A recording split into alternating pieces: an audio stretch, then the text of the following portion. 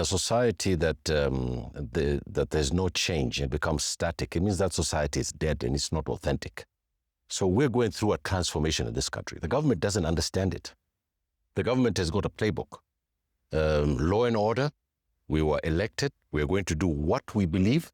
You wait for us until the end of the election for you to change us if you have some better ideas. This class war, it's a class war that's going on here. It is the president who started it with the bottom-ups. He went to the youth. He went to the underprivileged. He went to the poor of this country with the majority. And he said, I'm going to change your lives with something called bottom-ups. He created a furnace in the social relations of our country. And he won power. Today, as we stand here, Ayub, is that those same forces who are betrayed are out on the street because their promises were broken. 80% of the country doesn't have jobs. The population of this country is 50 million. 40 million are under 30, under 25. They're Gen Zs. The circles of history in this country are coming together. And either we're going to have a very violent confrontation come the next election, or we're going to have a peaceful constitutional transfer of power. These are the two choices we have. The government today has to understand that, if it started this process of bringing out these class differences in our society, then it has to manage them. And how does it manage them? The people who speak on the behalf of the government of this country are just atrocious. I know them.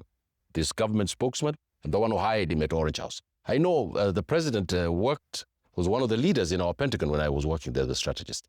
The thing about it is that we did things differently when there was a coalition government in this country. Mr. Uhuru Kenyatta and Mr. Ruto are responsible for the last 10 years, 15 years of government in this country. They are the ones who have brought these kind of class issues to our country. Now, to blame the former president on everything or on anything is the strategy of this government, and that's a false god. My friend here on the right is speaking about people radicalizing. You know what he's saying? He's saying it's Wamunyoro. That's exactly what he's saying, without labeling him. Was Wamunyoro in Uasin-Gishu? Someone died in Uasin-Gishu. Some people, all the people in Kericho were demonstrating. All the way down to Nyanza in Homa Bay. The whole country was up in arms. Now, for us to try and smear these young people and their transformation is actually one of the worst things that we can do. These young people want jobs. Ayub. The second thing they want is jobs. The third thing they want is jobs. And this government has been unable to produce those jobs, and they're the ones who said they're going to produce jobs for this country for the underclass.